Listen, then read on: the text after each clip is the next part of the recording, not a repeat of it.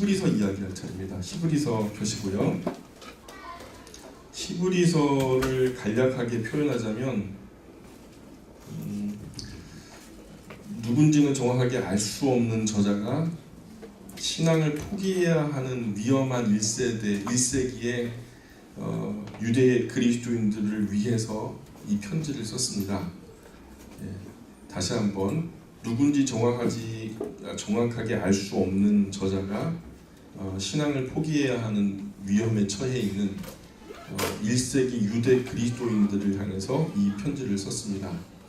많은 학자들이 이 히브리서 저자에 대한 여러 이론을 내놓고 있지만 결론은 모릅니다. 확정할 수 없습니다. 소개되지 않아서 기록자를 모르는 것은 어쩔 수 없지만 그래도 성경 공부를 하는 우리에게는 누가 쓴 책인지 이게 굉장히 중요한 문제입니다. 왜냐하면 저자를 알면은 이 책이 훨씬 더 쉽게 보이기 때문에 그 저자가 처한 환경을 우리가 알 수 있기 때문에 그래서 그 상황 가운데 이런 편지가 이런 의미를 갖는다라는 것을 볼 때 누가 썼는지는 굉장히 중요한 의미를 갖는다는 거죠. 그러나 우리가 보려고 하는 이 히브리서 기록자는 우리가 잘 알듯이 불분명하다는 거예요. 안타깝게도 앞서 우리가 디모데 후서를 설명할 때 말씀드렸지만은 히브리서는 누가 썼는지 알 수 없다. 많은 학자들이 얘기를 하거든요. 히브리서의 저작을 유세비우스라는 사람은 바울이 히브리어로 쓴 것을 누가가 헬라어로 번역했다 이렇게 주장하기도 하고요. 피이크라고 하는 사람은 히브리서 기록자가 브리스길라가 썼을 것이다. 이제 왜 브리스길라가 썼는지에 대한 타당한 이유는 제시되는 것이 없습니다. 그냥 잘 몰라요. 그냥 도대체 이해가 안 되는데 여하튼 학자들이 그런 말을 합니다. 세 번째 주장하는 사람은 하르낙이라고 하는 교회 역사학자인데 브리스길라 아굴라라고 하는 사람이 썼을 것이다 라고 주장하고요. 또 에라스무스라고 하는 사람은 로마의 클레멘트가 썼을 것이다. 알렉산드리아 클레멘트라고 하는 그 학자는 히브리서가 바울과 누가가 함께 기록했을 거라고 주장합니다. 또 칼빈과 델리치는 이제 누가가 기록했을 거다 이렇게 주장을 하고요. 터툴리안, 베이스잔, 모테트, 살론, 그레고리 이런 분들은 바나바의 저작일 것이다. 왜? 이거는 좀 이거 보니까 대략의 좀 이유가 있습니다. 히브리서에서 유독 구약에 대한 제사 이야기가 많이 나와요. 그 제사 비유를 해가지고 예수님의 제사와 그 짐승의 제사가 어떻게 다른지에 대한 얘기를 많이 하는데 이런 제사에 관한 그 해박한 지식들이 나오는데 바나바가 레위족이었으니까 아마도 이런 연결점이 바나바가 썼다라고 주장하는 방향으로 기운 것 같습니다. 그것도 알 수 없는 얘기입니다. 어쨌든 결론적으로는 모른다라는 거죠. 루터, 알포드, 몰튼, 파, 로보스 이런 분들은 아볼로가 썼을 것이다라고 주장을 하고요.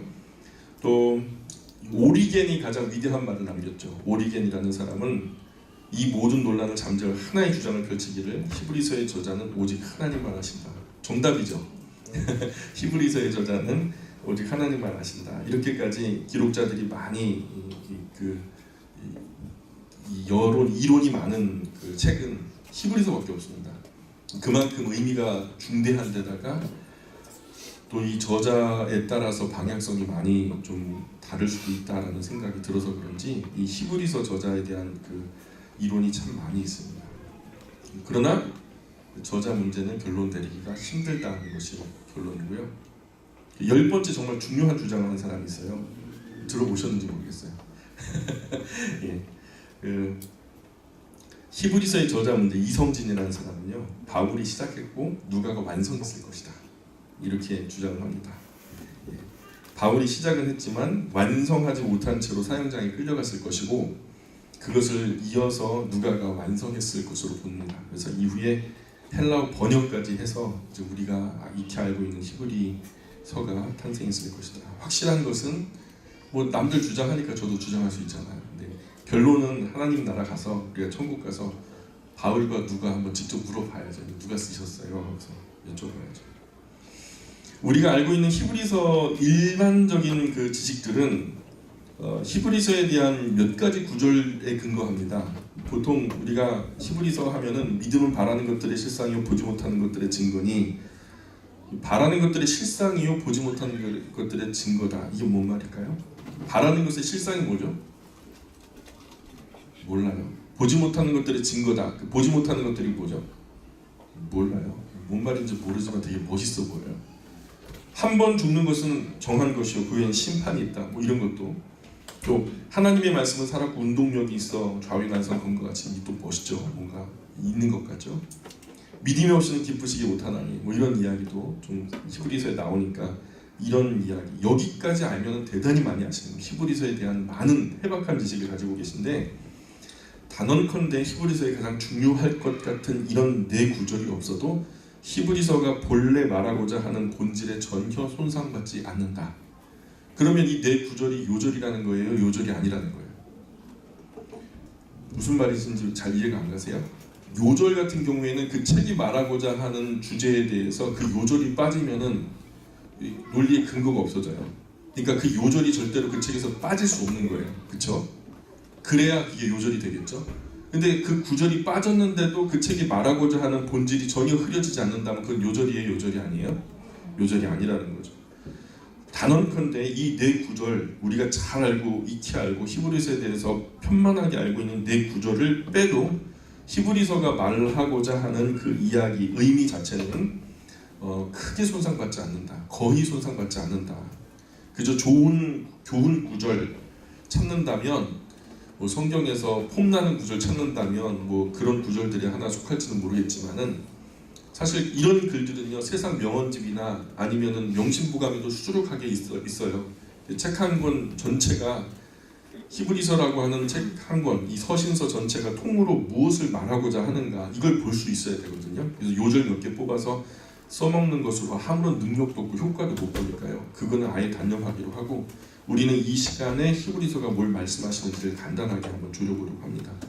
바울이 마메틴 감옥에 갇혔을 때 무슨 소식이 들렸죠? 그때 예루살렘 교회가 문을 닫았다는 거예요. 큰 핍박과 어려움 속에서 이 모교회죠. 많은 교회를 잇게 한 교회. 그 사도 베드로가 사도들과 함께 리더했던 그러한 모교회인 예루살렘 교회가 핍박 가운데 문을 닫았다라는 얘기를 들은 거예요. 뿐만 아니라 도처의 히브리인들, 유대인들 중에 예수님을 믿었던 사람들이 다시 유대교로 돌아가는 거예요. 예수님에 대한 기독교 신앙을 포기하고 다시 유대교로 돌아가고 있다는 안타까운 소식을 바울이 감옥 안에서 듣게 되죠. 그래서 우리가 잘 아는 바울의 성격상 그런 소식을 듣고서 가만히 있을 양반이 아니죠. 밥도 못 먹었을 것이고 잠도 못 잤을 것이고 자기가 참 괴로웠을 거예요. 많은 괴로움에 몸부림쳤을 거예요. 이런 모습을 곁에서 지켜보던 누가가 아마도 한마디를 못한 것 같아요. 예를 들자면 이런 말 하지 않았겠어요? 아니 선생님, 그 이방인들 가운데는 이 교회 저 교회를 위해서 많이 살피시면서 편지도 많이 쓰시더니 아니 형제요 친족이요 하면서 가장 아끼고 그냥 사랑하신다는 동족을 향해서는 애만 태우시고 편지 하나 안 쓰십니까? 이 말에 아마 이 말이 바울에게 굉장히 좀 충격이 됐을 거라는 생각이 들어요. 바울은 내가 왜 그 생각을 못했을까? 내가 왜 다른 이방 교회들에게는 수많은 편지들을 썼는데 왜 우리 모교회에는 이 편지를 쓸 생각을 하지 못했을까? 이런 생각하면서 아마 누가에게 아마 이런 말을 하지 않았을까? 이보게 난 말이야 내가 편지 쓰면 내 동족 히브리인들이 읽어보지도 않고 그냥 집어 던져버릴 거라고 생각했어. 그래서 내가 편지를 쓸 생각 안 했는데 자네 말 듣고 보니까 내가 앞으로 살아서 나갈 보장이 없잖아. 그러니 내가 지금 지금 당한 상황에서 유일하게 할 수 있는 최선의 일은 내 동족, 나의 사랑하는 동족을 위해서 편지 한 편 쓰는 것밖에는 남은 게 없다는 것을 알았어. 그래서 내가 이제 편지를 쓸 거야 하면서 굉장히 뜨거운 마음 가지고 편지를 쓰기 시작했을 것 같아요. 그런데 얼마 쓰지 못하고 사형장에 끌려가고 말죠. 그 사형을 집행하는 날짜는 뭐 미리 예고가 되지 않잖아요. 하루 전에 뭐 아나마나 하잖아요. 근데 이 사형을 언도한 최고 권력자가 알고 있죠. 사형을 집행하는 날이 하루 앞으로 다가오면 아침에 식사가 좀 달라지겠죠. 맛있는 걸로 주고 또 어느 기록에 보니까 사형수는요 얘기하지 않아도 하루 전에 안 돼요. 자기의 그 생명이 임박함을 안 돼요. 음식을 아무리 맛있는 걸 줘도 다 먹지 못하고 남긴다더라고요. 요즘 같으면 목회자가 찾아가가지고 그 종교에 따라서 기독교면 목사님이, 천주교면 신부님이, 아니면은 불교면은 스님이 찾아가가지고 마지막으로 뭐 남길 말은 없으십니까? 이런 얘기 하는 순간 오늘 내가 죽는구나 이런 얘기 직감하지 않겠습니까? 그래서 바울의 죽음이 너무 순식간에 다가오는 바람에 정말 동족에게 쓰던 그 원고가 미완성의 상태로 남겨지면서 그 남은 이야기를 누가에게 넘기면서 아마도 바울이 이 뒷부분에 내가 하고 싶었던 말들은 대체로 이러이러한 말들이야. 너는 나와 평생 함께 했으니까 내가 무슨 말을 어떻게 쓰고 싶은지 자네가 이미 잘 알고 있을 거라 생각해. 그러니까 이 편지를 자네가 완성시켜서 나의 동족인 히브리인들에게 이 편지를 좀 전해줄 수 있겠나 하면서 유지를 남긴 거죠. 누가에게 맡겨진 이 앞선 그 바울의 원고가 누가에게 넘겨지고, 그렇게 누가는 바울의 그 남은 히브리서 유작 원고를 가지고 와서 뒷부분을 완성했을 것이고 또 헬라어로 번역까지 했을 것으로 저는 개인적으로 그렇게 보고 있다는 겁니다. 그리고 바울은 사형을 당하는데 사형당하기 전에 언제나 최고의 변론의 기회가 있잖아요. 그래서 그때 적어도 바울 곁에 있었던 디모데가 절대로 가만히 있지 않았을 거야. 지난번에 우리가 디모데 후서에서 말했지만 그 이후로 디모데가 로마까지 왔고 바울을 만났고요. 그리고 바울이 무죄라고 하는 것을 옆에서 강변하면서 주장했지만은 그게 받아들여지지 않아요. 크게 달라지지 않습니다. 오히려 디모데가 감옥에 붙잡혀서 정치범으로 같이 갇혀버리는 이런 상황이 되어버린 거죠. 그래서 정치범으로 사형이 확정된 사람은 그 최후의 변론은 그냥 절차에 불과한 것이지 뭔 큰 변수를 가져오지 못합니다. 그래서 절차상 그저 변론의 기회를 주는 것밖에 없었죠. 그리고 디모데가 너무나 크게 강변을 하다 보니까 바울이 이제 뭐 그것에 의해서 형이 덜어진다든가 뭐 사형이 미뤄진다든가 그게 아니고 바울은 바울대로 목이 빨리 달아났고요. 디모데는 또 그 자리에서 잡혀 들어갔고요. 그러니까 디모데가 누가에게 또 자유한 누가가 있잖아요. 바깥에 에베소 교회가 어쨌든 바울의 부탁으로 에베소 교회를 뒤에 두고서 여기까지 달려왔잖아요. 달려왔는데 에베소 교회가 빈 상태로 오래 있으면은 목자 없는 양처럼 흩어지지 않겠습니까? 문제가 생기지 않겠어요. 그래서 누가를 향해서 내가 에베소 교회를 좀 두고 왔습니다. 오랫동안 비워두게 되면은 사실 교회가 좀 어려워지지 않겠습니까? 아무도 에베소 교회를 돌아볼 만한 사람, 제가 부탁할 만한 분이 이 주변에 안 계시고 오직 누가 선생님 한 분밖에 안 계시니까 빨리 에베소에 가셔서 에베소 교회에 제가 이런 당한 상황을 자세히 설명해 주시고 당분간 교회를 좀 맡아서 인도해 주시면 감사하겠습니다. 제가 선생님께 좀 어려운 부탁드립니다. 이렇게 하지 않았겠어요? 그렇게 누가가 에베소 교회로 가게 됐고 디모데는 감옥살이를 계속 하게 되죠. 그러자 바로 이제 68년에 이때는 벌써 바울은 죽은 상태예요. 그리고 순교를 했고 디모데는 갇혀있는 상태에서 68년에 네로가 죽게 됩니다. 그럼 황제가 죽으면 그 정세 하에서 정치범으로 수용됐던 사람들은요 이후 여하를 막론하고 그냥 정치범은요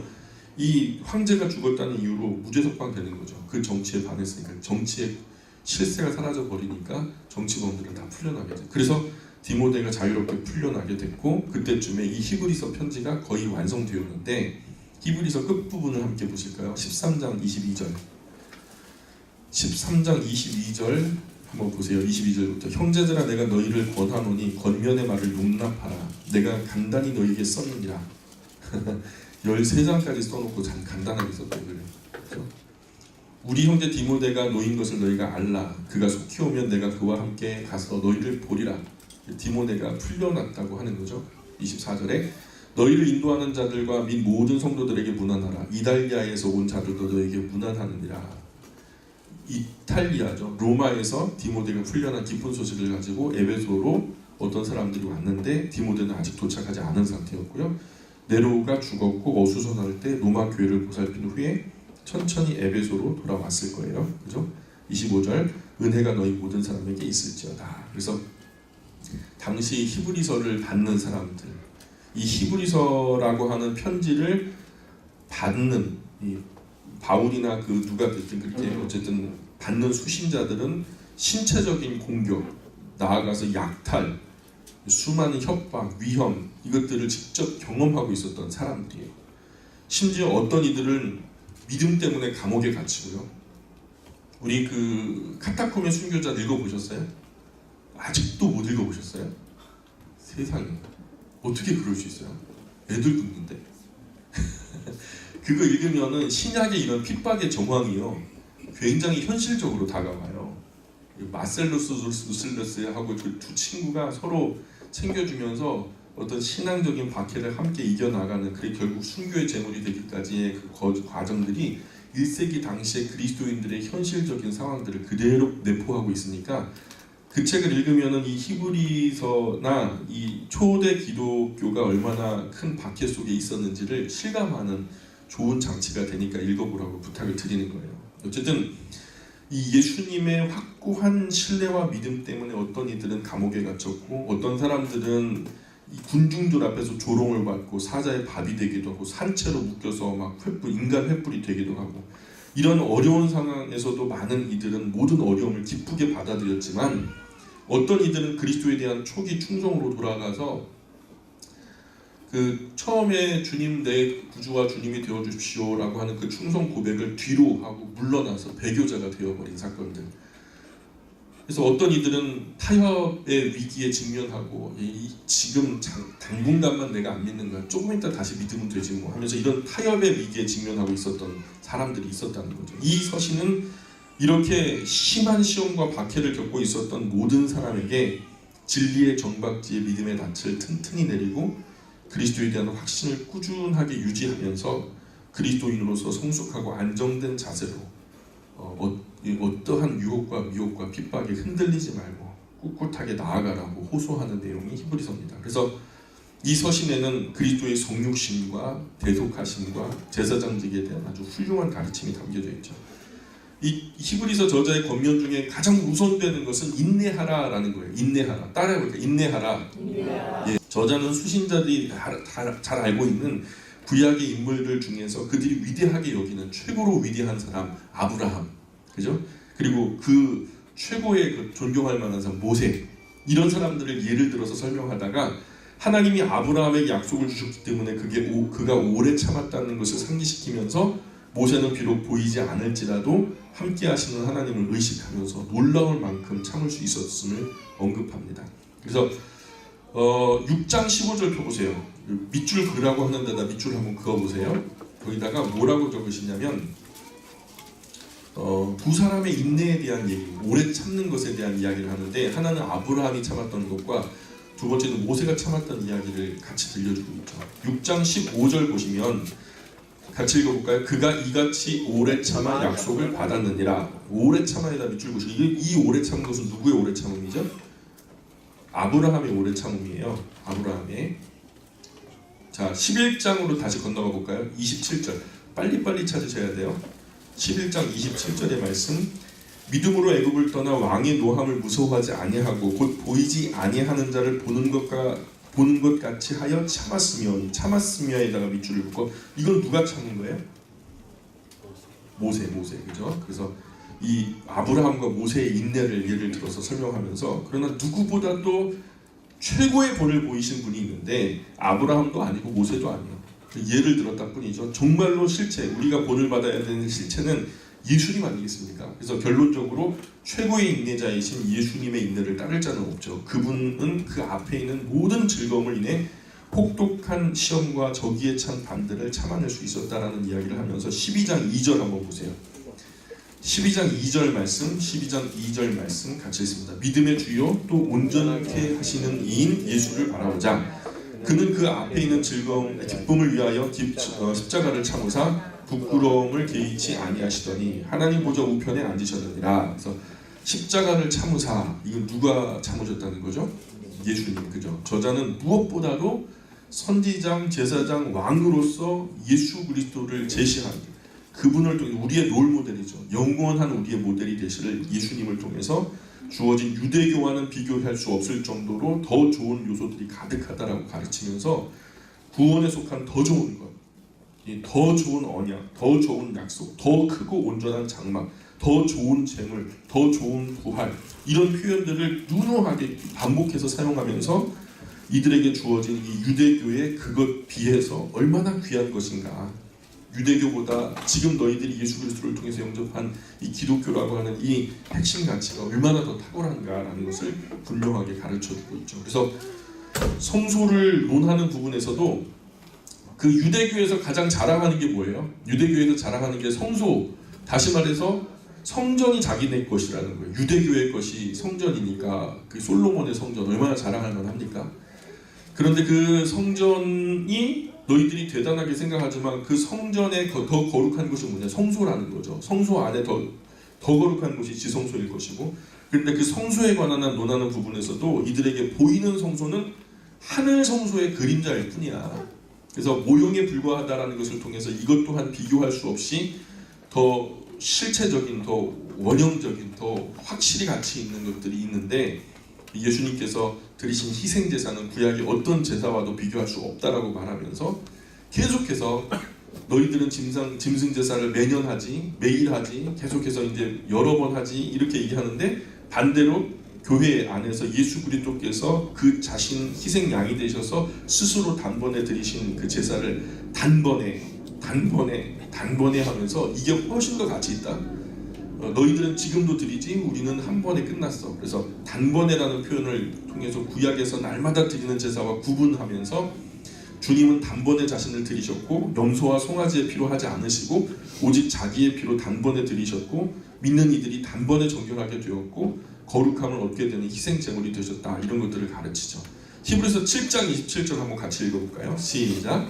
그는 저 대제사장들이 먼저 자기 죄를 위하고 다음에 백성의 죄를 위하여 날마다 제사 드리는 것과 같이 할 필요가 없으니 이는 그가 단번에 자기를 드려 이루셨습니다. 이 단번에다 밑줄 그어보세요. 힌트를 드리는데요. 앞에도 지금 성경 구절이 뜨고 있습니다.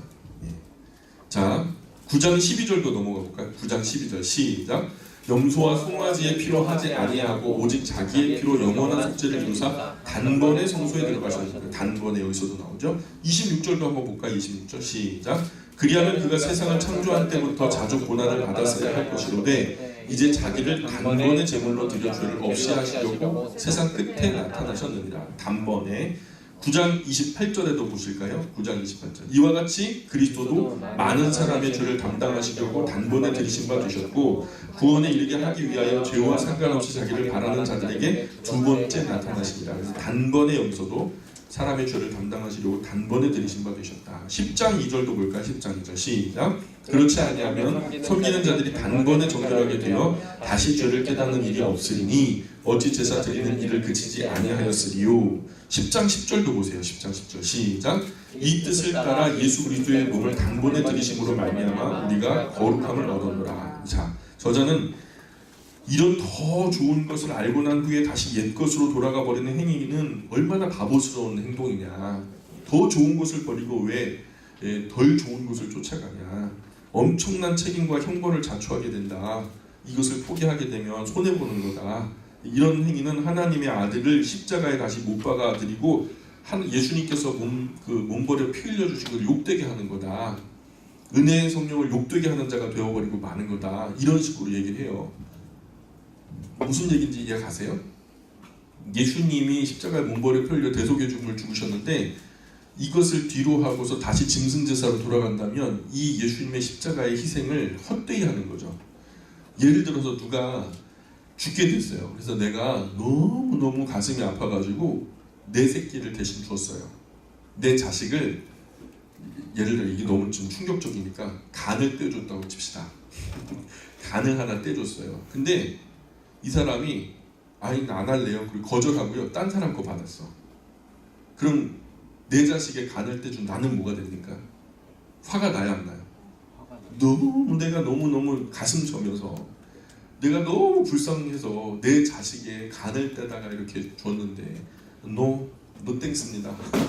그냥 님이 하시고요. 저는 다른 거 받아 쓸래요. 하면서 짐승 간을 갖다 받아 썼다. 그러면 기분이 어떻겠어요? 나쁘겠죠. 하나님께서 우리를 너무너무 사랑하셔서 가슴 저리도록 너무 사랑하셔서 그 아들을 희생양으로 십자가에 못 박으셨는데 이 사람들이 노 땡스, 그게 대단하고 멋진 거 알아요. 대단하고 가치 있는 거 알아요. 근데 난 됐어요. 지금 너무 힘들고 어려워요. 핍박도 심하고 유혹도 심해서 지금은 우선 살아야 되겠으니까 난 잠시 짐승제사로 돌아갈 겁니다. 이게 얼마나 불손하냐고요. 한번 볼까요? 히브리서 6장 6절 보세요. 6장 6절 시작. 타락한 자들은 다시 새롭게 하여 회개할 수 없나니 이는 그들이 하나님의 아들을 다시 십자가에 못 박아 드러내놓고 욕되게 함이라. 하나님이 진노가 이만저만하겠어요. 10장 29절도 한번 볼까요? 10장 29절 시작. 하물며 하나님의 아들을 짓밟고 자기를 거룩하게 한 언약의 피를 부족한 것으로 여기고 은혜의 성령을 욕되게 하는 자가 당연히 받을 형벌을 얼마나 더 무섭겠느냐. 너희는 생각하라. 우리가 죄지어서 교회에 나올 수 없다. 내가 뭐 너무 교회에 나와서 하나님 볼 면목이 없어가지고 못 가겠다. 여러분, 그 지은 죄보다요 하나님을 거절하는 죄가 더 큰 거 아세요? 하나님은요 지금 나를 위해서 아들을 희생시키셨어요. 그러면 체면 불구하고 구해주셔서 고맙습니다고 넙죽 엎드려서 순종해야죠. 그게 아들을 희생시키신 아버지에 대한 예의 아니겠습니까? 나 때문에 죽었는데. 맞아요? 근데 이 희생을 없이 여기고 또는 내가 그 죄 때문에 못 나가겠어요 하는 그것보다, 내가 지은 죄보다, 그 어떤 죄보다 희생시키신 아들 앞에 그 이름으로 구원의 길을 여셨는데 그것을 노땡스 하는 게 훨씬 더 큰 죄 아니겠냐고요. 세상에서 가장 무서운 죄가 뭔지 아세요? 하나님을 거절하는 죄예요. 그 신앙을 거절하는 죄라고요. 이러한 이들이 당연히 받을 형벌이 얼마나 더 무섭겠느냐 이렇게 반문하잖아요. 결국 어떤 상황에서도 우리를 위해서 중보하시며 자기를 바라는 자들에게 구원을 온전케 하시기 위해서 두 번째로 나타나실 예수 그리스도를 바라봐야 한다. 희생양으로 오신 예수님과 심판주로 오실 예수님 사이에 우리가 살고 있는 거예요. Already, not yet. 그 사이에 우리가, 이게 말세라고 하는 때예요. 성경이 말씀하는 말세. 초세가 창조 이후 아브라함 때까지를 초세라고 해요. 중간세를요 아브라함 이후에 예수님 초림 전까지를 중간세라고 해요. 이게 세대주의적인 어떤 그 개념이 아니라 정통적으로 그 교회 안에서 성경을 해석하는 정통적인 입장이에요. 세대주의 종말론은 세대 구분을 통해서 종말에 관한 얘기를 하는 거기 때문에 이거랑 전혀 다른 얘기죠. 세대주의 얘기를 하는 게 아니라, 그래서 아브라함까지를 초세, 그리고 아브라함으로부터 예수님 탄생 전까지를 중간세, 그리고 예수님 탄생 이후로부터 다시 오실 재림의 때까지를 말세라고 하는 거예요. 우리가 지금 말세에 살고 있는 거예요. 이때는요 특별 계도 기간이에요. 자수하면은 광명 찾아요. 주님 내 안에 오십시오. 약속하신 그대로 말씀의 원리대로 나의 구주가 되어주시고 주님이 되어주십시오 하면은 이유를 묻지도 않고 따지지도 않고 내가 너를 구원하겠다고 영접하는 자고 그 이름을 믿는 자들에게는 하나님의 자녀가 되는 권세를 주신 특별한 기간이, 은혜의 기간이 바로 이 말세예요. 이제 이게 지나가게 되면 더 이상의 구원의 기회는 없게 되겠죠. 25절 한번 볼까요? 7장 25절, 히브리서 7장 25절. 그러므로 자기를 힘입어 하나님께 나아가는 자들을 온전히 구원하실 수 있으니 이는 그가 항상 살아계셔서 그들을 위하여 간구하심이라. 온전히 구원하실 수 있대요. 그래서 그들을 위해서 간구하셨대요. 그분을 믿고 그분을 순종하고 끝까지 견고하게 잡는 이들이 되어야 한다라고 격려하는 말씀이에요. 그래서 다시 한번 히브리서 처음으로 돌아오셔서 4장 3절 한번 볼까요? 4장 3절. 자, 시작. 이미 믿는 우리들은 저 안식에 들어가나보다. 그가 말씀하신 바와 같으니 내가 노하여 맹세한 바와 같이 그들이 내 안식에 들어오지 못하리라 하셨다 하였으나 세상을 창조할 때부터 그 일이 이루어졌느니라. 예, 그 말씀 이후에 39절, 10장 39절로 한번 볼까요? 10장 39절. 히브리서 안에서 지금 왔다 갔다 하는 거예요. 10장 39절 시작. 우리는 뒤로 물러나 멸망할 자가 아니요 오직 영혼을 구원함에 이르는 믿음을 가진 자니라. 믿어라. 믿음에 관한 얘기를 하고 5장 9절도 볼까요? 5장 9절 시작. 온전하게 되셨은즉 자기에게 순종하는 모든 자에게 영원한 구원의 근원이 되시고 3장 6절도 보세요. 3장 6절. 3장 6절 시작. 그리스도의 하나님의 집을 맡은 나더로서 그와 같이 하셨으니 우리가 소망의 확신과 자랑을 끝까지 굳게 잡고 있으며 우리는 그의 집이라. 3장 14절 3장 14절 시작. 우리가 시작할 때에 확신하는 것을 끝까지 견고히 잡고 있으면 그리스도와 함께 참여한 자가 되리라. 따라해볼까요? 믿고 믿고 순종하고 인내하라. 인내하라. 아까 지금 방금 전에 함께 읽었던 6절의 5절의 구절들의 모든 이야기가 믿어라라는 거죠. 확실하게 믿어라. 믿으려면 제대로 믿어라. 그리고 순종해라.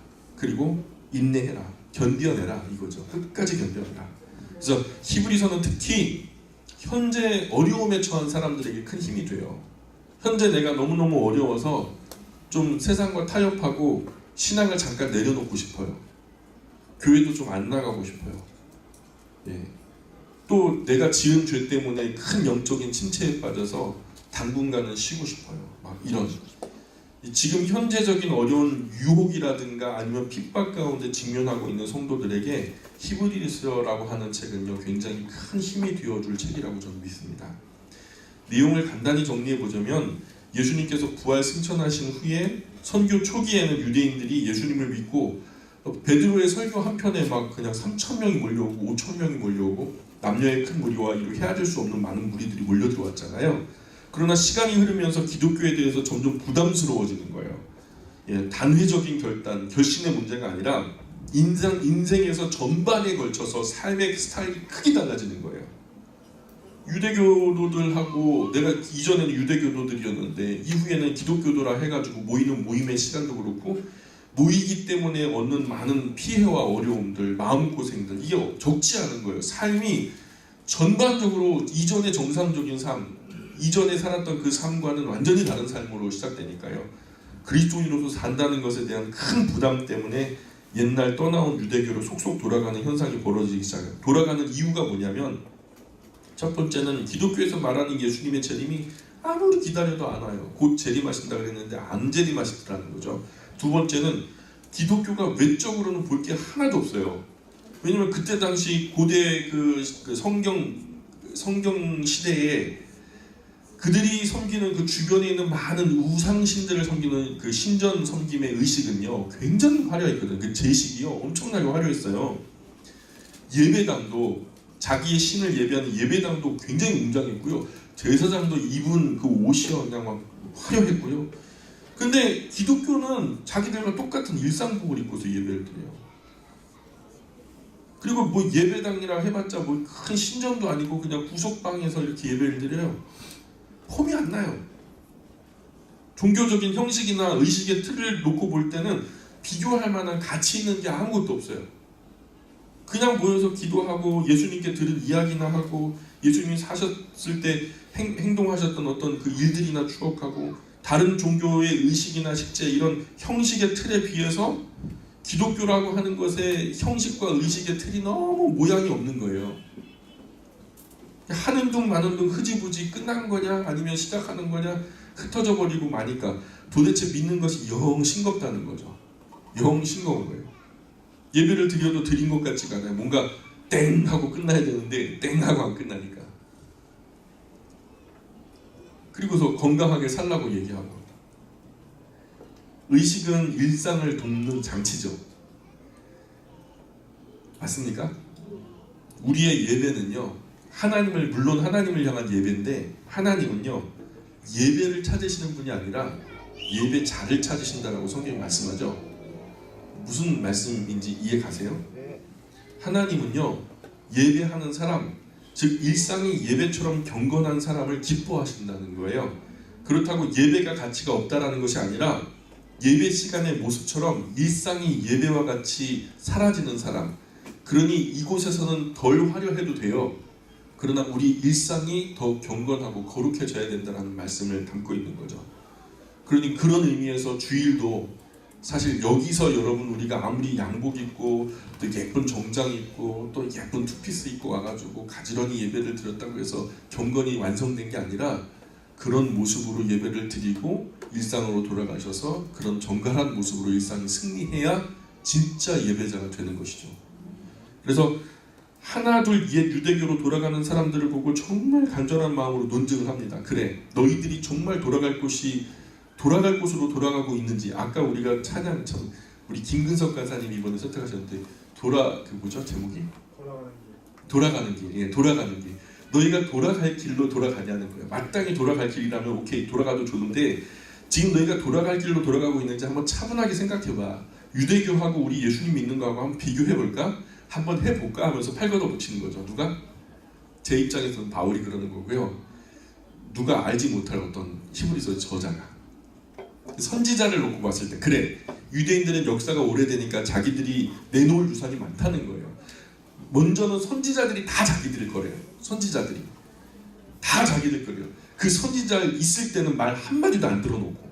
맞아요? 유대인들이 이 땅 위에 있을 때 선지자 말 들은 적 있어요? 매일 핍박만 하고 막 심심하면 두드려 패고 말이에요. 구렁텅이에 넣고서 빠뜨리고 막 놀리고.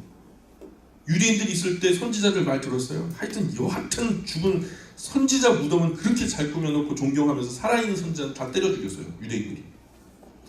이게 유대인들이에요. 그러나 선지자가 다 지낼 거래요. 그래, 좋다 이거예요. 너희 선지자 다 너희 거 해 그냥.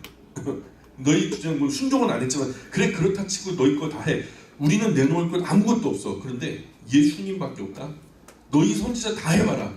우리 예수님 발 뒤꿈치도 못 젖혀온다. 이런 얘기를 하고 있어요. 한번 히브리서를 읽으시면서 그것을 한번 느껴보시길 바래요. 또 천사에 대한 이야기. 천사에 대한 이야기를 하는데 유대인들이 또 모든 천사는 다 지낼 거래요. 그럼 우기면 장사 없는 거죠. 그죠? 남대문에 문턱이 있어요 없어요? 우기는 사람이 많아요. 천사들 다 전세 등기한 것 같아요 자기들이. 그래서 야 그래 천사들도 다 니네 거 해. 그러나 너희 천사들 다 모아도 우리 예수님 신들면에 감당하지 못할걸? 마다들이 세상에 들어올 때 모든 천사가 저에게 다 경배할지어다 하는 말 못 들었어? 천사는 하나님께서 부리시는 사역자일 뿐이야. 그러나 우리 예수님은 하나님의 외아들이야. 이거 왜 이래? 그런 거죠. 그러니까 천사 다 너희가 차지해. 우리 예수님만 못한가 그래도. 모세? 오케이. 너희 모세 하면 자다가도 벌쩍 일어나지. 모세는 하나님의 집 맡은 사환이야. 심부름꾼일 뿐이지. 그런 심부름꾼에 불과한 사람이야. 우리 예수님은 그 집안의 독생자야. 독생자. 이 게임이나 되겠어? 여호수아, 너희들 여호수아 좋아하지? 너희가 또 여호수아에 있다고 자랑하고 막 그런 모양인데 여호수아가 참으로 안식을 주었다면 무엇하러 다윗이 훗날에 너희가 오늘날 주의 음성을 듣거든 마음을 강팍하게 하지 마라. 강팍하게 하다가는 내 안식에 들어오지 못하리라. 이런 참 안식을 여호수아가 주었으면 뭐하러 그 다음에 다윗이 훗날에 참 안식이라는 얘기를 하겠어. 지금 안식이 안 됐으니까 참 안식에 대한 얘기를 하는 거 아니야. 그러니까 진짜 안식은 하나님의 백성에게 아직 남아있는 거야. 그 안식을 여호수아가 주는 것이 아니야. 그렇게 갖고 싶어하는 영원한 안식, 참 안식은 우리 예수님이 죽음의 강 건너편에서 주시는 거야. 그러니까 너희 여호수아하고 우리 예수님하고 비교 안 돼. 이거 왜 이래? 그런 거죠. 여호수아에 이어서 제사장에 대한 얘기도, 그리고 너희들이 아론의 반차를 쫓아서 제사장이 다 너희 것이라고, 유대교 것이라고 자랑하는데 제사장이 무슨 화려한 에봇 입고 치렁치렁 황금 보석 막 화려하니까 야 촌놈들처럼 대단하게 바라보는 모양인데, 아론의 후손들 제사장들 자기들도 죄가 있어서 벌벌 떨면서 염소나 송아지 피 가지고 지성소에 겨우 1년에 한 번 들어가는 거야. 무서워서 벌벌 떨면서 죽을라나 죽지 않을라나 하면서. 근데 우리에게 있는 제사장은 그런 제사장이 아니야. 수준이 어느 정도냐면 멜기세덱의 반차를 주는 정도야. 너희 지금 아론의 후손 제사장들 그 위에 그 할아버지 계속 타고 올라가면은 레위가 나올 거거든. 그럼 레위 위에 레위의 아버지는 야곱일 것이고 야곱의 아버지는 이삭일 것이고 이삭의 아버지는 아브라함인데, 그렇게 아버지의 할아버지의 그 다음에 뭐죠? 예? 그 레위의 아버지 야곱의 아버지 이삭의 아버지 아브라함, 그렇게 높은 아브라함까지라도 아브라함도 멜기세덱 앞에서 무릎 꿇었어. 멜기세덱 앞에서 무릎 꿇고 복 빔을 받은 거야. 복을 빌어주는 사람이 높은 사람이에요? 복을 빔을 받는 사람이 높은 사람이에요? 빌어주는 사람이 높은 사람이죠. 높은 자가 일어나고 낮은 자가 무릎 꿇고 복빔을 받는 거야. 우리 멜기세덱은 아브라함보다 높은 분인데 그런 멜기세덱의 반열, 그 반차에 우리 예수님이 계신 거야. 너희 제사장 다 합쳐봐야 우리 예수님 멜기세덱이 반차 쫓는 그 영원한 제사장 예수님하고 비교가 되겠어? 근본적으로 아니지. 또 성전에 관해서도 성전에 관해서도 너희의 성전이 있다고 큰 소리치는 모양인데 그것도 공부 좀 해봐봐. 모세가 지을 때 산에서 하나님께서 보여주신 식양을 따라 지으라고 한 거 너희가 알지? 천국에 진짜 성전이 있고 너희 땅에다가 모델하우스 하나 지어놓은 거야. 천국에 있는 것을 보고서 이 땅에 집을 지은 거야. 그러나 우리 예수님이 들어간 성전은 모델하우스에 들어간 게 아니라 하늘에 있는 그 실체로 들어갔다고. 영원한 원형의 성전에, 그것도 지성소에 누구 하나 가리지 못해 다이렉트로 들어가신 거야. 너희가 자랑하는 그 성전, 천국의 참된 성전에 흉내를 낸 정도의 모델하우스일 뿐인데 너희에게 성전이 있다고 다시 돌아갈 모양인데 그거 몰라도 한참 몰라서 하는 말이야. 제사에 관해서도 너희가 양이나 염소나 송아지의 피를 흘리면서 죄사함을 받는 것으로 생각하는데 천만의 말씀이다. 짐승의 피로 드리는 제사는 절대로 죄를 없이 해주는 게 아니야. 죄를 없이 했다면 작년에 제사 지내고 올해 못하고 또 지내? 맞죠?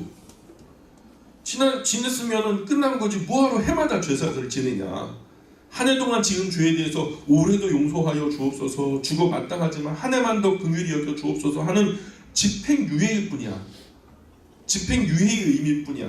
그런 지금까지의 짐승제사는 참된 희생제물 대신 예수님 어린 양 오실 때까지 목숨이나 연명하는 그런 수준이지 짐승의 피는 절대로 죄를 없이 하지 못하는 거야. 그러나 우리 예수님께서 우리를 위해서 흘리신 피는 점도 없고 흠도 없는 영원한 어린 양의 보배로운 피야. 단번에 흘리셔서 영원히 단번에 죄를 없애버리는 그런 완전하고 보배로운 피란 말이야. 그래서 우리가 더 나은 피로 핏부림을 받은 거야. 너 짐승의 피로 용서받을래? 예수의 피로 용서받을래? 여러분 한번 선택해봐요. 짐승의 피로 용서받을래? 아니면 예수님 피로 용서받을래요? 짐승의 피로 하셨으면 올해 또 해야 돼요. 아니 생각해봐라. 짐승의 피로 죄 씻음을 받는다면 하물며 하나님의 독생자의 피로 만약에 짐승의 피도 사람의 죄를 깨끗하게 할 수 있다면 하나님의 독생하신 아들의 피로 희생제사가 이루어졌다면 그 효과는 얼마나 더 하겠냐 말이야. 너희가 흘리는 짐승의 피하고는 비교 자체가 안 되는 거야. 그리스도 예수 하나님의 아들의 피가 우리에게 있다. 너희에게는 짐승의 피가 있지? 메롱. 올 거야 안 올 거야? 갈 거야 그래도? 그런 거죠. 재림에 관해서는 예수님께서 금방 오신다고 했는데 안 오시니까 왜 안 오시나 하면서 의심하는 모양인데 잠깐이면 그이가 오실 거야. 지체하지 않으실 거야. 그러거나 말거나 우리는 뒤로 물러나 침륜에 빠질 자가 아니고 영혼을 구원하는 믿음을 가진 사람들이야. 기록된 바 의인은 믿음으로 말미암아 살리라 하신 것을 너희가 알지 못해? 그리고 자꾸 너희가 교회 정기 모임에 빠지고 말이야. 그죠? 주일 성수 안 하고 예배당 멀리하는 모양인데 그 날이 가까워짐을 볼수록 우리가 모이기를 피하는 자와 같이 하지 말고 더 열심히 모여야지. 힘써 모여야지. 왜 교회를 안 나오고 다시 유대교로 돌아가냐? 욕하고 끝내는 게 아니라 다시 나오라고 권면하는 거죠. 그리고 너희가 징계를 받아서 낙심해서 기분 나빠서 안 나오는 모양인데 그런 사람이 있었던 것 같아요. 징계를 받은 거죠. 좀 성도답지 못하게 살았기 때문에 이제 교회로부터 권징을 받은 것 같은데 그거 아니야. 하나님께서 받으시는 자녀들마다 반드시 징계하시는 거야. 징계 받은 것을 감사하게 여겨야 돼. 하나님이 나를 사랑하는 하나님의 자녀로 받으셨구나. 야, 사생자라면 몰라도 말이야. 내가 얻어맞았으면 하나님 날 사랑하시는 거야. 그러니까 다시 와.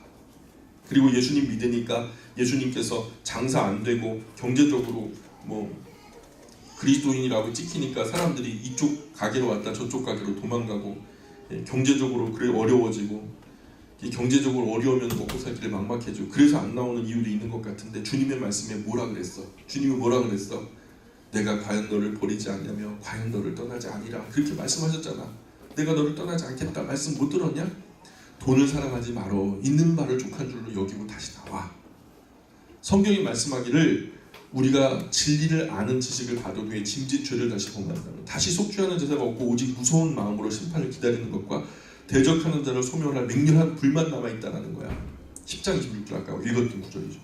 그것이 얼마나 두려운 일인데 다시 유대교로 돌아가느냐 말이야. 한번 비침을 얻고 하늘의 은사를 맛보고 성령에 참여한 바 되고 하나님의 선한 말씀과 내세의 능력까지 맛보고 그렇게 타락해 봐봐. 다시는 새롭게 할 길이 없어. 다시는 기회가 없단 말이야. 하나님의 아들 2번 십자가에 못 박는 꼴이 되는 거야. 어떻게? 그래 기도 안 나올래? 교회 안 나올래? 대답을 하셔야죠. 그렇게 질문하는 것이 히브리서라고 하는 책이에요. 그러니까 정말 많은 말들이 나오지만 히브리서가 진짜 하고 싶은 본질의 말이 바로 이것이에요. 이것이 진짜 본질이고 엑기스의 요절이죠. 우리가 흔히 인용했던 아까 처음에 우리가 히브리서 하면은 사람들이 그런 구절, 네 구절을 갖다가 즐겨 사용하시고 인용하시는데 그 네 구절이 빠져도 이런 이야기들이 성립이 돼야 안 돼요. 그 네 구절이 빠져도 이거 아무 문제 생기지 않아요. 그렇다고 빼자는 말이 아니에요. 그죠? 그러니까 아까 우리가 즐겨 인용했던 구절은 요절은 아니라는 거죠. 그래서 언제든지 책을 볼 때 그 책 전체가 하는 말, 전체가 하는 말을 말하고자 하는 그 논지가 무엇인지를 잘 살펴야 되는 거고요. 그리스도인으로서 써먹기 좋은 구절들, 복받기 좋은 구절들 이리저리 뽑아가지고 나랑 아무 상관없는 것들 뭐 문에다 걸어놓고 그러면 안 된다는 거죠. 어떤 강사님 제가 어렸을 때 봤는데 이분이요, 자기는 축복에 관한 성경 구절만 200구절을 암송한대요. 200구절을 암송해가지고 보통 이제 헌금을 이렇게 올리잖아요. 그러면 헌금 올리는 분이 200분은 안 되거든요. 근데 그분들 오실 때마다 그걸 한 분 한 분 이름 부르고 그 다음에는 축복의 성경 구절을 암송하는 거예요. 야, 그때는 그게 신령한 줄 알았어요. 야, 대단하시다. 근데 따지고 봐요. 이 사람이 지금 이 헌금을 드린다고 했던 이 사람이 이 복받을 짓을 했는지 안 했는지, 오히려 저주받을 짓을 했는지 안 했는지, 그 성도의 삶에 대해서는 1도 모르고 그런 이게 뭐 신령한 줄로 여겨서 축복 하면은 우리 낮에 함께 나눴지만 축복이 돼요, 안 돼요? 안 돼요. 근데 또 그 앞에서 또 자기 이름 불렸다고 아멘 한다 또. 그런 모습에 진짜 눈물이 겨운 거예요. 과거 수많은 부흥회 때 은혜 받아서 눈물 나는 게 아니라 진짜 안타까워서 눈물 나는 거예요. 그런 축복 받아봐야 아무 가치 없습니다. 복 받을 짓을 해야 복이 되지. 물론 저주보다 낫겠지만 그런 걸 기대하지 말고요. 우리 스스로 하나님 말씀 제대로 읽고 깨닫고 응답받는 삶을 살면 그냥 그대로 복이 돼요. 그분들이 축복하지 않아도 말씀대로 복이 됩니다. 우리가 하나님 말씀 정말로 깨닫고 그 말씀 즐거워하면서 실제로 그 말씀대로 살아야 복이 되는 것이죠. 어떤 신령한 부흥 강사가 와가지고 안수기도 하고 축복기도 한다 해서 축복이 임하는 게 아니더라고요. 성경에 보니까. 제가 안수를 안 해요. 해도 가끔 가물에 콩나듯 하나님이 성령께서 내 안에 막 큰 감동 주실 때, 그럴 때 제가 한번 했었거든요. 지금 혹시 기도 받으시고 싶으신 분 있으면 나오세요. 그럼 그때는 나오세요. 왜냐하면 저는 여러분의 삶을 알잖아요. 그죠? 뭐 자세히는 모르더라도 저 몰래 죄지는 걸 다 아는데 저도 물론 그렇고, 하나님께서 여러분을 긍휼히 여기셔서 부르실 때는 제가 요청할 때는 거두절미하고 나오셔요. 절대로 근데 여기 아닌데 아무데나 거기 가서 뭐 머리 디밀지 마시기 바래요. 그러다가 그 가짜 목사는 어떻게 해요? 요즘에 그 목사님들 많이 있지만 사실 학위 받아가지고 다 목사예요. 그 소행이 얼마나 악한 목사님들이 많은데요. 거짓 목사님들 얼마나 많은데요. 음란하고 거짓되고 교만하고 폭력에다가 막 돈, 성공 이런 더러운 귀신이 임하기도 하는 경우가 있어요. 많아요. 목사님께 축복받으려고 갔다 귀신이 임하는 경우도 있다니까요. 아무한테나 머리 들면 큰일 납니다. 개 중에 좋은 목회자도 있지만 그렇지 못한 목회자가 훨씬 많아요. 그러니까 담임 목사님, 공중된 목사님, 인격적으로 신뢰할 만한 그런 사역자가 베푸는 안수는 성경에서 나타난 사도들의 사역처럼 정말 복된 기도가 되는데 그렇지 않은 경우가 많으니까 절대로 안수기도 아무 데서나 받지 마시라고요.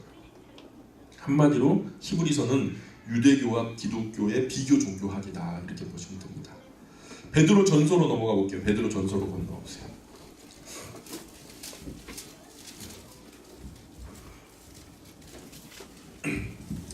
어릴 적 읽었었던 그 소공녀라고 하는 책이 있어요. 이 소공녀라고 하는 책의 주인공이 세라라고 하는 주인공 여자 소녀인데요.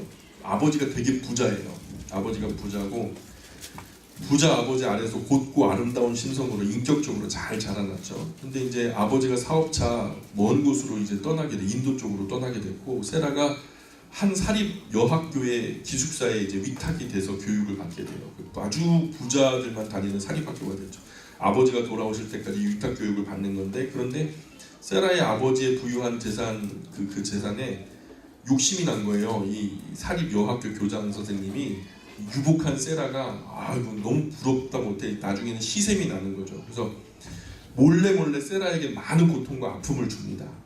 그러나 아버지의 바른 가르침, 인격적인 어떤 교제 속에서 옳은 길을 잘 알고 있었던 세라가요, 아버지가 자기 곁으로 돌아올 것을 생각하면서 옆에서 끊임없이 선행을 해요. 공부를 잘 모르는 아이들 데려다가 같이 공부를 가르쳐 주기도 하고, 자기보다 훨씬 나이 어린 여자애가 기숙사에 왔는데 이게 엄마를 너무 그리워하는 거예요. 그래갖고 엄마처럼 막 감싸 안아주기도 하고, 그리고 전부 다가 막 멸시하고 천대하는 하녀가 있는데 그 하녀의 친구가 되어주기도 하고, 이런 세라의 모든 착한 모습이요, 이 기숙학교 여학교 기숙사 여학교 교장 선생이었던 라비니아라고 하는 여학교 교장은요, 눈에 가시예요. 그냥 너무 얄미운 거예요. 지 혼자 착한 체 하고 막 그러는 것 같은 거예요. 그래서 그러던 중에 세라의 아버지가 전 재산을 투자한 다이아몬드 광산을 운영하던 중에 사고로 돌아가셨다는 얘기를 듣게 돼요. 아버지를 잃으니까 이제 빈털터리가 된 거죠. 세라가 공부하고 먹고 살 만큼 충분히 희생을 했음에도 불구하고 세라를, 아버지가 없으니까요, 이제 나올 곳이 없다는 거 알게 된 교장이 세라를 기숙사 학교 하녀로 삼아버려요. 공부도 못하게 해요. 그래가지고 그가 돕던 친구들과 억지로 결별돼가지고 정말 헛간 같은 창고 같은 곳에서, 추운 곳에서 막 이렇게 결별돼가지고 공부도 못하게 하고 허드렛 일, 온갖 엄청난 구박과 허드렛 일, 과다한 일들, 세라를 더없이 비참하고 슬프게 만들죠. 그렇지만 아버지가 가르쳐준 바른 성품, 올바른 인격, 그 엄청나게 험한 일들 속에서도 아버지의 딸이라는 그 품위를 잃지 않으려고 그 배고픔과 어려움 속에서도 주변 사람들을 돌보는 선한 삶을 계속 살아갑니다. 노력합니다. 그러던 어느 날 여학교 기숙사에 옆에 이제 어떤 인도 출신의 신사가 이사를 오게 되죠. 그 신사 하인이 기르는 원숭이가 있는데 그 원숭이가 막 뛰어놀다가 세라의 다락방에 놀러 오게 되죠. 그래 우연히 원숭이를 따라 세라의 다락방에 올라오게 된 인도 하인이요, 세라의 처지가 너무 불쌍한 거예요. 맨 구박만 받고 노동력 착취당하고 인권 유린당하고 막 이러는 거 보면서 자신은 인도 주인에게 가가지고 이 불쌍한 애가 있는데 좀 도와주면 안 되겠냐 그랬더니, 세라가 허드렛 일로 혹사당하는 그 사이에 몰래 찾아 올라가가지고 그 차가운 다락방을 따뜻하게 덮여놓고 맛있는 음식도 차려놓고 몰래 이제 세라를 은밀하게 돕죠. 그 이후에 매일 밤 이런 만찬이 준비되는 것을 감사하게 여기고서 세라는 선의를 베푸는 인도 신사에게 감사 편지를 씁니다. 그러던 어느 날 인도 신사의 원숭이가 또 세라의 집에 그 방에, 다락방에 방문을 하는 거죠. 침투를 한 거예요. 침입이에요. 좋은 말로는 방문이고 나쁜 말로는 침투를 한 거죠.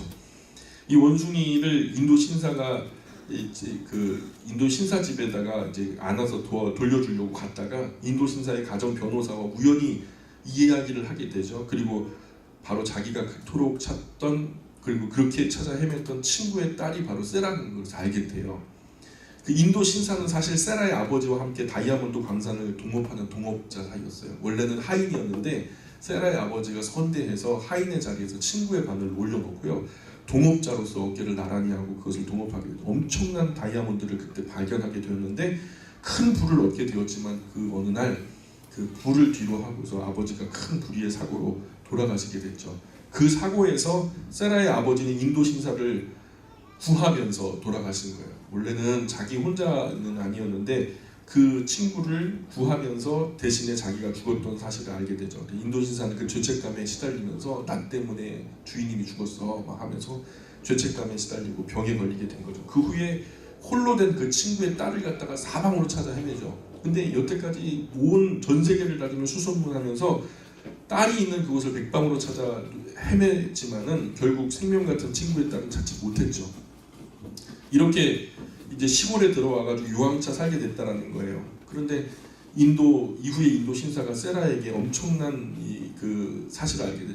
이게 잃었던 나의 친구의 딸이구나라는 것을 알게 되고, 아버지에게 돌아갈 몫을 세라에게 전부 다 엄청난 분량의 아버지의 지분을 다 돌려주고, 세라는 함께 하녀로 일했던 베키라고 하는 천대받던 아이와 함께 행복한 공주로 남은 평생 행복하게 오래오래 살겠답니다. 그렇게 끝나게 돼요. 이 소설 쓴 사람이 독실한 크리스찬이었어요. 프란시스 호지슨 베넷이라고 하는 사람인데, 이 사람이 복음적인 요소를 이 글에다 담아내기를 굉장히 노력했어요. 주일학교를 가르치면서 이 아이들에게 어떻게 하면 복음의 요소를 잘 전달해 줄 수 있을까 고민을 많이 했던 것 같아요. 책을 가만히 읽다 보면 소설의 구성 속에 그야말로 복음의 중요한 원리들이 많이 녹아있는 것을 보게 됩니다. 아이들을 신앙으로 편하게 교육하기에 좋은 책인 것 같아요. 그래서 우리가 독서 캠프 때 소공녀를 또 읽기도 했어요.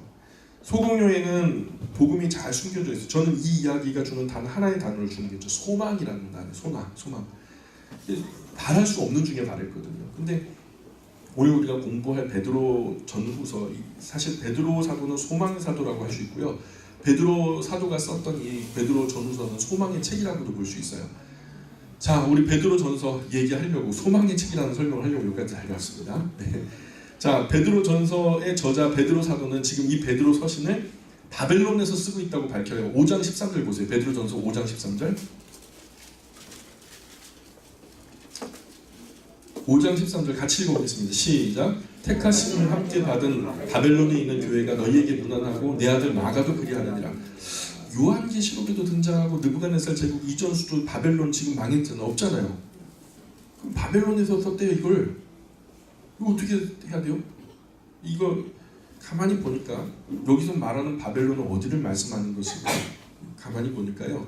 신약의 다른 곳 골로새서와 빌레몬서에서 마가와 함께 로마에 있었다라는 말씀을 해요. 근데 마가와 함께 로마에 있었다라는 힌트가 골로새서 4장 10절에서도 빌레몬서 1장 24절에서 나오는데, 그런데 이 베드로가 마가와 함께 있었다고 말하는데 마가는 로마에 있어요. 근데 마가와 함께 베드로가 있으면 베드로는 어디 있을까요? 그죠? 마가가 로마에 있어요. 근데 베드로가 마가와 함께 있으면 베드로는 어디에 있는 걸까요?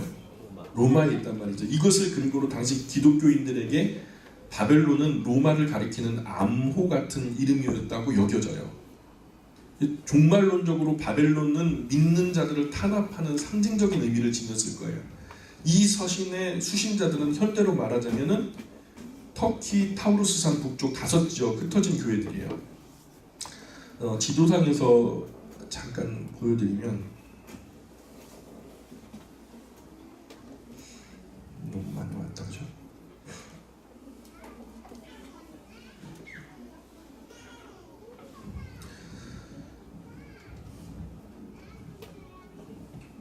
저기 아시아라고 큰 그림으로 써 있는 거 있죠? 큰 글씨로. 네, 그 지역 일대를 말하는 거예요. 그 위쪽으로 5지역이 있거든요. 이제 거기 밑에 이제 타우루스 산이라고 중간에 하나 있고, 그 타우루스 산 북쪽에 5지역이 흩어진 교회들을 말하는데 1장 1절 2절 한번 보실래요? 1장 1절 2절. 예수 그리스도의 사도 베드로는 본도 갈라디아 갑바도기아 아시아 비두니아에 흩어진 나그네, 그죠? 거기 분명히 나오죠. 거기가 지금 그쪽에 흩어진 그리스도인들에게 이 편지를 보낸다는 거죠. 2절. 곧 하나님 아버지의 미리 아심을 따라 성령이 거룩하게 하심으로 순종함과 예수 그리스도의 핏부림을 얻기 위하여 택하심을 받은 자들에게 편지하노니 은혜와 평강이 너희에게 더욱 많을지어다. 본도 갑바디아 길리기아 아시아 비두니아 이 5지역의 여러 교회들이 지금 현재로 보면 터키 지역이에요. 터키 지역인데 이 여러 교회들이 흩어져 세워졌어요. 예루살렘에 그 신앙생활을 하다가 핍박과 어려움 속에서 흩어져 가지고 각 지역 세계 곳곳으로 흩어진 사람들, 여기서 흩어진이라고 있죠. 1절 맨 끝부분에 보면 흩어진 나그네, 이 흩어진 거기 이게 바로 뭐냐면 디아스포라예요. 디아스포라. 흩어진 유대인들.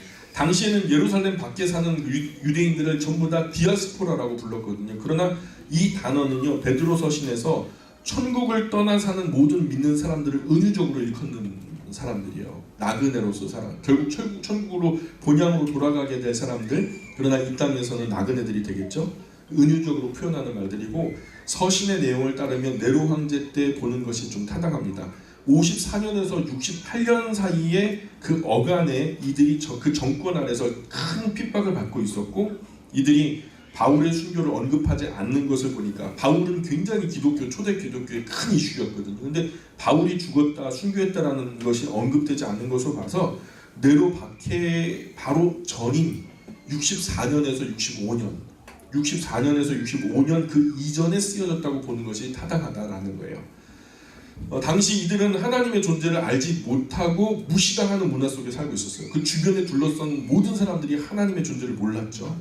그리고 그리스도인이라는 것은 무슨 또 다른 어떤 이교도들 아닐까라고 하면서 어떤 소수 종교 집단, 사이비 이단 종파처럼 이렇게 무시당하는 분위기 속에 살고 있었고, 그 속에서 온갖 어려움과 박해를 당하면서 하나님을 믿으며 산다는 것이 어떤 것인지를 보여주면서 그렇게 살아가도록 돕기 위해서 이 서신을 쓴 것이라는 거죠. 그 모진 대세에 항거하면서 결국에는 살아있는 참된 믿음의 사람으로 어떻게 살아 승리해야 할까. 고난 속에서 믿음을 지키며 살아가는 여러분이 자랑스럽습니다. 쉽지는 않겠지만 믿음은 잃지 마십시오. 이런 이야기가 바로 베드로가 하고자 하는 얘기예요. 베드로 사도의 따뜻한 격려와 실질적인 가르침은 세속적인 문화적 갈등 속에 살고 있는 현대의 모든 믿는 자들에게도 깊은 의미로 전해질 거라는 말씀이에요. 베드로전서는 적대적인 이방 땅 파송된 그리스도의 대사들에게 쓰여진 안내서라고 이해하시면 좋을 것 같습니다. 그 세상 가운데 그 세속 문화 속에서 우리가 그리스도인으로서 어떻게 살아가야 할까, 어떻게 승리할 수 있을까라는 소망을 주는 이야기. 베드로 사도는 올바른 모습으로 그리스도의 삶을 살기 위해서 앞으로 다가올 영원한 영광에 대한 관점으로 현재 당하는 고난을 생각해봐. 그러나 장차 나타날 영광하고 좋게 비교할 수 없을걸? 이런 이야기를 하는 거죠. 5장 10절 보실래요? 베드로전서 5장 10절. 5장 10절 시작. 모든 은혜의 하나님 곧 그리스도 안에서 너희를 부르사 자기의 영원한 영광에 들어가게 하신 이가 잠깐 고난을 당한 너희를 친히 온전하게 하시며 굳건하게 하시며 강하게 하시며 털을 견고하게 하시리라. 거기 5장 10절에 여기다 밑줄 그으시고 자기의 영원한 영광, 영원한 영광에다 밑줄 그으세요. 영원한 영광에다 밑줄 그으시고 그 바로 뒤에 보시면 들어가게 하신 이가 잠깐 고난을 당한 그 잠깐 고난에다가 밑줄 그으세요. 대치되죠? 영원한 영광과 잠깐 고난이 대치되죠? 그죠? 이 영혼에 비하면 이 세상의 고난은 잠깐이라는 거죠. 그러니까 고난과 핍박을 받을지라도 주도적인 믿음 생활을 하는 것을 포기하지 말라는 거예요.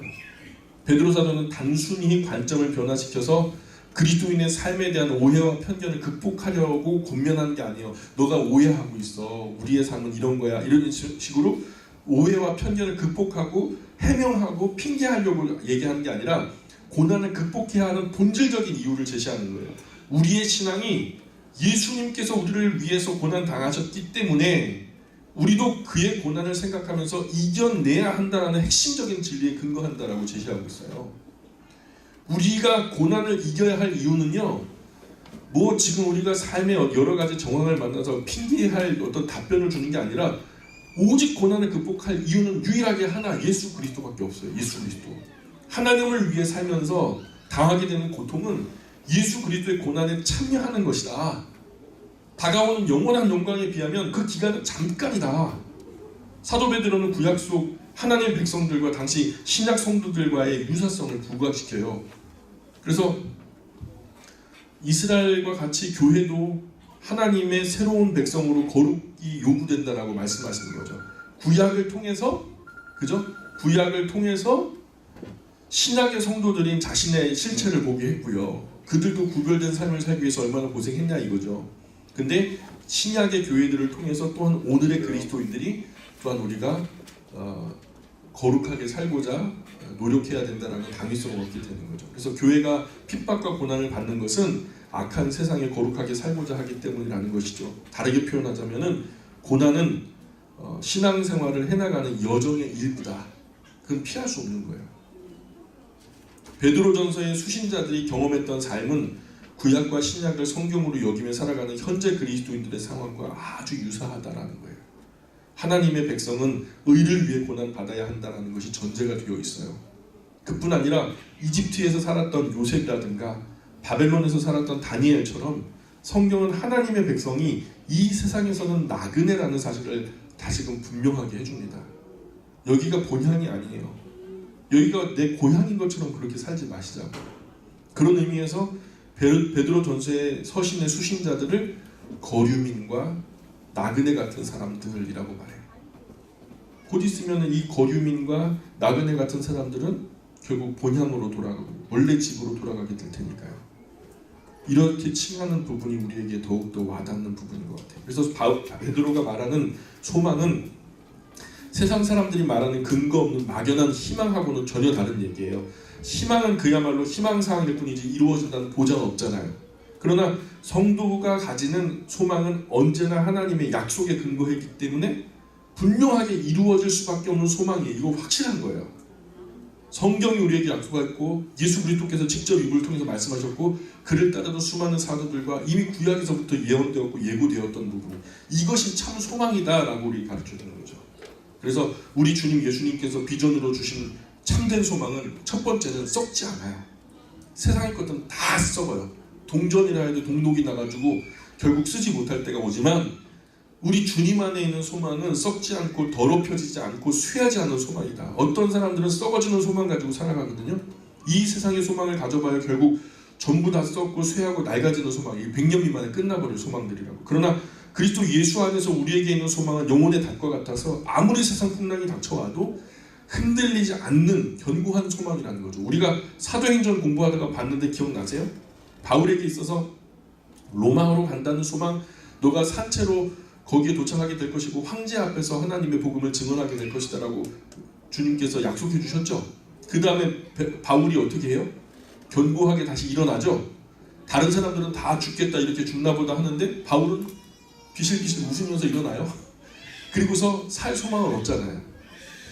그 어떤 풍랑도 그때부터는 바울에게는 두려움이 아니었죠. 잘 버텨서 결국 하나님 말씀대로 그 소망이 이루어졌어요. 이 우리도 마찬가지라는 거죠. 견고하고 확실한 소망.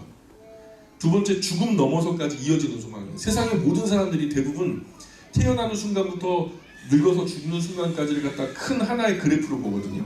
큰 하나의 그래프로 보기 때문에 이 세상 끝에 완전한 행복을 누리지 못하면은요 불행하게 사는 삶이 돼요. 근데 우리 그리스도인들은 그게 아니거든요. 이 땅에서 좀 선언 받아도 죽는 순간부터 본편이 시작되는 거예요. 영화 예고편 5분 10분에 우리가 여기서 실망하고 좌절할 이유는 없죠. 본편으로 들어갔을 때 그게 정말 원형이 되니까 이 세상에 엄마 뱃속에서 10달은 100년 미만을 살게 되는 준비기간이라 한다면 100년 미만 이 땅에서 사는 삶은 영원히 살 삶의 소망을 준비하는 기간이다. 이렇게 보시면 이 땅에서 조금 서름 받아도 되죠. 잠깐 바깥에 나가서 캠핑하러 왔는데 화장실이 불편하거나 잠자리가 불편하면 뭐 어때요? 캠핑하는데 집에 가면 그만이죠. 안 그래요?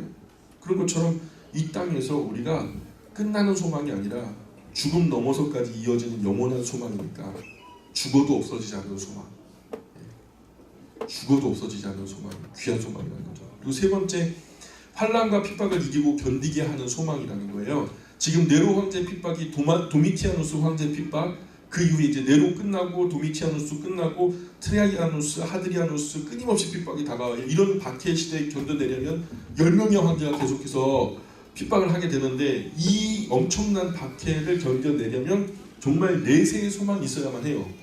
이 땅이 소망이 전부라면 견딜 수 없을걸요? 우리 카타콤의 순교자 읽어보셨어요? 아, 읽어보셨어요? 아직도 못 읽어보셨어요? 거기 보면은 그 안에서 태어나고 그 안에서 죽은 사람들의 이야기가 나와요. 그 빛이 한 올도 들어오지 않는 곳에서 태양빛보다 더 밝은 빛을 봤던 사람들의 이야기가 나와요. 혹시 카타콤의 순교자를 읽어보셨어요? 읽어보시라니까요. 제발. 침대를 팔아서 카타콤의 순교자를 사세요. 그 핍박, 모진 핍박 속에서 아무것도 보이지 않는 암흑 속에서도 하늘의 영광의 광명한 빛을 보면서 정말로 그 걸을 수도 길 수도 없는 그 현장에서 날아올랐던 그리스도인들의 위대한 그 모습들을 우리가 정말 만나게 된다면 우리의 신앙이 이렇게 팅이하진 않을 거야.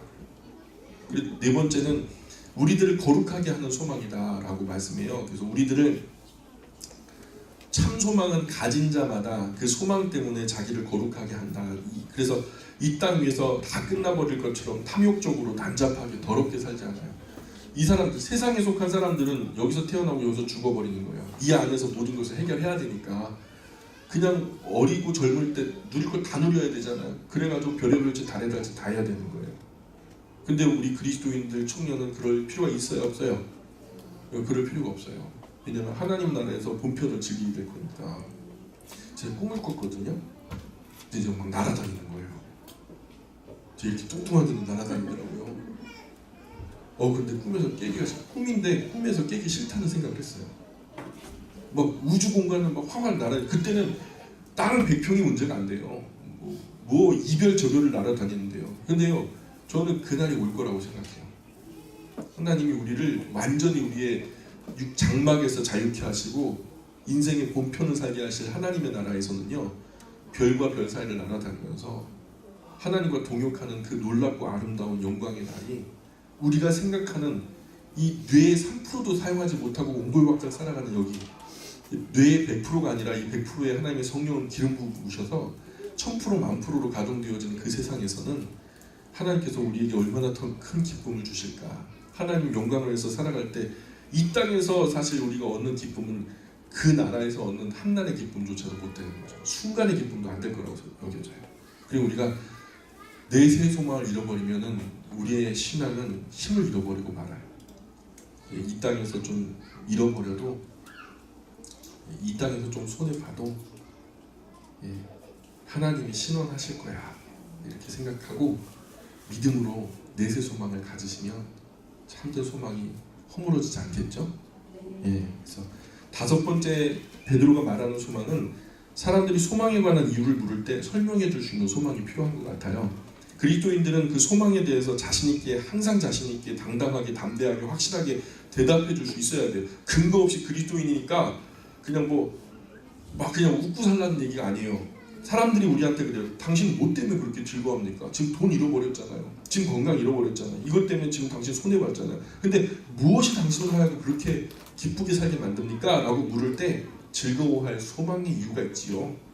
바로 이것 때문입니다. 라고 보여주고 설명해 줄 수 있는 그러한 기능이 우리 안에 있어야 된다. 베드로 사도는 이런 이야기를 같은 시대에 살아가는 동역자요 성도들에게 정말 담대하게 들려주고 싶었던 거죠. 이제 박해 시대가 다가오기 때문에 진짜 참된 내세의 소망이 없으면, 천국의 소망이 없으면 이 긴 박해의 시대를 이겨낼 수가 없어요.